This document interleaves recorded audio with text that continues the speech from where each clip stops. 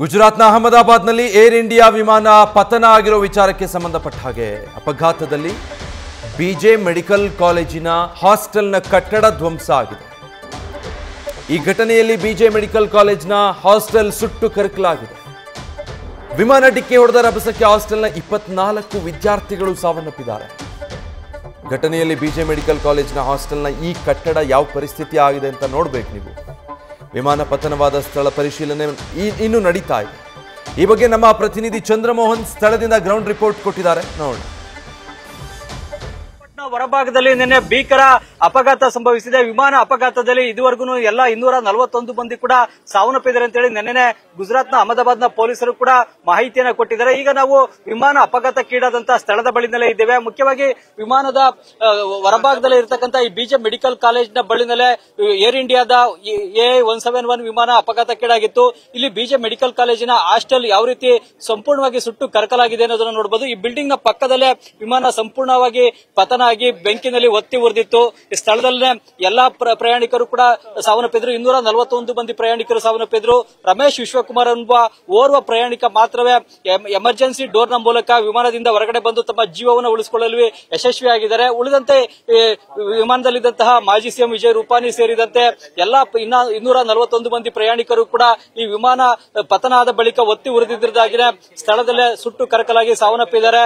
ಮುಖ್ಯವಾಗಿ ಈ ಒಂದು ಬಿಜೆ ಮೆಡಿಕಲ್ ಕಾಲೇಜು ಹಾಸ್ಟೆಲ್ ನ ಮೇಲೆ ವಿಮಾನ ಪತನ ಆಗಿತ್ತು. ಇದರಿಂದಾಗಿನೇ ಹಾಸ್ಟೆಲ್ ಕಟ್ಟಡದಲ್ಲಿದ್ದಂತಹ ವಿದ್ಯಾರ್ಥಿಗಳು ಕೂಡ ಸಾವನ್ನಪ್ಪಿದ್ದಾರೆ, ಸ್ಥಳೀಯರು ಕೂಡ ಸಾವನ್ನಪ್ಪಿದ್ದಾರೆ. ಹೀಗಾಗಿ ಒಟ್ಟು 265 ಮಂದಿ ಇದುವರೆಗೂ ಕೂಡ ಸಾವನ್ನಪ್ಪಿದ್ದಾರೆ ಅಂತ ಹೇಳಿ ಈಗ ಗುಜರಾತ್ನ ಅಹಮದಾಬಾದ್ನ ಪೊಲೀಸರು ಹೇಳಿದ್ದಾರೆ. ಈಗ ಈ ಒಂದು ಪ್ರದೇಶವನ್ನ ಸಂಪೂರ್ಣವಾಗಿ ಅಹಮದಾಬಾದ್ನ ಪೊಲೀಸರು ತಮ್ಮ ವಶಕ್ಕೆ ತೆಗೆದುಕೊಂಡಿದ್ದಾರೆ. ಇಲ್ಲಿ ಈ ಒಂದು ವಿಮಾನ ಅಪಘಾತಕ್ಕೀಡಾದ ಸ್ಥಳಕ್ಕೆ NDRF ನ ಸಿಬ್ಬಂದಿಯನ್ನು ಹೊರತುಪಡಿಸಿದಂತೆ, ರಕ್ಷಣಾ ಸಿಬ್ಬಂದಿಯನ್ನು ಹೊರತುಪಡಿಸಿದಂತೆ ಬೇರೆ ಯಾರಿಗೂ ಕೂಡ ಪ್ರವೇಶವನ್ನ ನೀಡ್ತಾ ಇಲ್ಲ.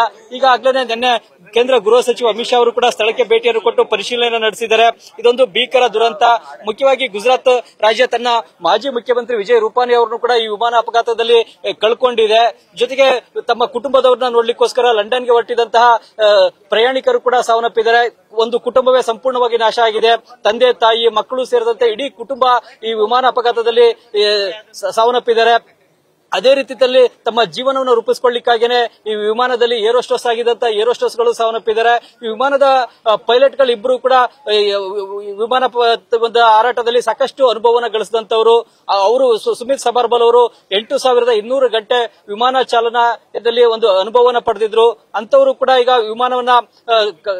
ವಿಮಾನ ಅಪಘಾತದಲ್ಲಿ ಮೃತಪಟ್ಟಿದ್ದಾರೆ. ಮುಖ್ಯವಾಗಿ ವಿಮಾನ ಅಪಘಾತಕ್ಕೆ ಏನ್ ಕಾರಣ ಅನ್ನೋದ್ರ ಬಗ್ಗೆ DGCA ತನಿಖೆಯನ್ನ ನಡೆಸಲಿದೆ. ಬ್ಲಾಕ್ ಬಾಕ್ಸ್ ಅನ್ನ ವಶಕ್ಕೆ ಪಡ್ಕೊಂಡು ತನಿಖೆಯನ್ನ ನಡೆಸುತ್ತೆ. ಈಗ ಮುಖ್ಯವಾಗಿ ಮೇಡೇನ ಕರೆಯನ್ನ ಕೊಟ್ಟ ಸೂಚನೆಯನ್ನ ATCಗೆ ಕೊಟ್ಟಂತಹ ಕೆಲವೇ ಸೆಕೆಂಡ್ಗಳಲ್ಲಿ ವಿಮಾನ ಪತನ ಆಗಿದೆ. ವಿಮಾನದ ಪತನಕ್ಕೆ ಮುಖ್ಯವಾಗಿ 2 ಇಂಜಿನ್ಗಳು ಕೂಡ ಫೇಲ್ಯೂರ್ ಆಗಿದ್ದು ಕಾರಣ, ಇಲ್ವೇ ವಿಮಾನಕ್ಕೆ ಅಕ್ಕಿಗಳ ಬಡಿದಿದ್ದು ಕಾರಣವಾ, ಏನು ತಾಂತ್ರಿಕವಾಗಿ ಏನ್ ದೋಷ ಎದುರಾಯಿತು ಅನ್ನೋದ್ರ ಬಗ್ಗೆ DGCAದ ತಜ್ಞರು ತನಿಖೆಯನ್ನ ನಡೆಸಿ ಮಾಹಿತಿಯನ್ನ ನೀಡಲಿದ್ದಾರೆ. ಮುಖ್ಯವಾಗಿ 2010ರಲ್ಲಿ ಕರ್ನಾಟಕದ ಮಂಗಳೂರು ವಿಮಾನ ನಿಲ್ದಾಣದಲ್ಲೂ ಕೂಡ ದುರಂತ ಸಂಭವಿಸಿತ್ತು. ಆಗ 8 ಮಂದಿ ಪ್ರಯಾಣಿಕರು ಮಾತ್ರ ಬದುಕೊಳ್ದಿದ್ರು, ಉಳಿದೆಲ್ಲರೂ ಕೂಡ ಸಾವನ್ನಪ್ಪಿದ್ರು. ಈಗ ಈ ಅಹಮದಾಬಾದ್ನ ವಿಮಾನ ದುರಂತದಲ್ಲಿ ಓರ್ವ ಪ್ರಯಾಣಿಕ ಮಾತ್ರ ಬದುಕೊಳ್ದಿದ್ದಾರೆ, ಉಳಿದ ಎಲ್ಲಾ ಪ್ರಯಾಣಿಕರು ಕೂಡ ಸಾವನ್ನಪ್ಪಿದ್ದಾರೆ. ಹೀಗಾಗಿ ವಿಮಾನ ದುರಂತ ಅನ್ನೋದು ಎಲ್ಲರ ಜೀವವನ್ನ ಬಲಿ ತೆಗೆದುಕೊಂಡಿದೆ. ಈ ಒಂದು ವಿಮಾನ ದುರಂತಕ್ಕೆ ಕಾರಣ ಏನು ಅನ್ನೋದ್ರ ಬಗ್ಗೆ ಈಗ DGCA ಉನ್ನತ ಮಟ್ಟದ ತನಿಖೆಯನ್ನು ನಡೆಸಿ ಮಾಹಿತಿಯನ್ನ ನೀಡಬೇಕಾಗುತ್ತೆ. ಇವತ್ತು ಕೂಡ ಹಿರಿಯ ಅಧಿಕಾರಿಗಳು ಕೂಡ ಈ ಸ್ಥಳಕ್ಕೆ ಭೇಟಿಯನ್ನು ಕೊಟ್ಟು ಪರಿಶೀಲನೆ ನಡೆಸಲಿದ್ದಾರೆ, ತನಿಖೆ ನಡೆಸಲಿದ್ದಾರೆ. ಆ ಕಾರಣಕ್ಕಾಗಿಯೇ ಒಂದು ವಿಮಾನ ಅಪಘಾತಕ್ಕೀಡಾದ ಸ್ಥಳಕ್ಕೆ ಬೇರೆ ಯಾರಿಗೂ ಕೂಡ ಪ್ರವೇಶವನ್ನು ನೀಡದೆ ಸಂಪೂರ್ಣವಾಗಿ ಪೊಲೀಸ್ ಅಧಿಕಾರಿಗಳು ಈ ಒಂದು ಪ್ರದೇಶವನ್ನ ತಮ್ಮ ವಶಕ್ಕೆ ಪಡ್ಕೊಂಡಿದ್ದಾರೆ. ಈಗ ಇಲ್ಲಿ NDRF ನ ಸಿಬ್ಬಂದಿ ಮಾತ್ರ ಸ್ಥಳಕ್ಕೆ ಭೇಟಿಯನ್ನು ಕೊಡ್ತಾ ಇದ್ದಾರೆ. ನೆನ್ನೆಯಲ್ಲಿ ಅವಶೇಷಗಳನ್ನ ತೆರವುಗೊಳಿಸಲಾಗಿದೆ.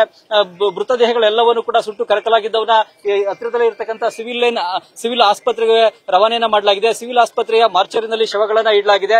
ಈಗ ಶವಗಳನ್ನ ಗುರುತು ಪತ್ತೆ ಹಚ್ಚತಕ್ಕಂಥದ್ದು ಕೂಡ ದೊಡ್ಡ ಸವಾಲಾಗಿದೆ. ಯಾಕೆಂತಂದ್ರೆ ಎಲ್ಲಾ ಶವಗಳು ಕೂಡ ಗುರುತು ಸಿಗಲಾರದಷ್ಟು ಮಟ್ಟಿಗೆ ಸುಟ್ಟು ಕರಕಲಾಗಿವೆ. ಹೀಗಾಗಿ ಶವಗಳ DNA ಪರೀಕ್ಷೆಯನ್ನ ನಡೆಸಬೇಕಾಗುತ್ತೆ. ಮೃತಪಟ್ಟಂತವರ ಕುಟುಂಬಸ್ಥರ DNA ಸ್ಯಾಂಪಲ್ ಅನ್ನ ಪಡ್ಕೊಂಡು ಪರೀಕ್ಷೆಯನ್ನ ನಡೆಸಿ ಅದಾದ ಬಳಿಕ ಶವಗಳ ಐಡೆಂಟಿಫಿಕೇಶನ್ ಅನ್ನ ಮಾಡಿ ಅವರ ಕುಟುಂಬಸ್ಥರಿಗೆ ಹಸ್ತಾಂತರ ಮಾಡತಕ್ಕಂಥ ಕೆಲಸವನ್ನ ಈಗ ಮಾಡಬೇಕಾಗಿದೆ. ಕ್ಯಾಮರಾಮನ್ ಅವಿರಾಜ್ ಜೊತೆ Chandramohan, news first, Ahmedabad, Gujarat. News first ನಿರ್ಭೀತಿಯಿಂದ ನಿಮ್ಮ ಪರವಾಗಿ.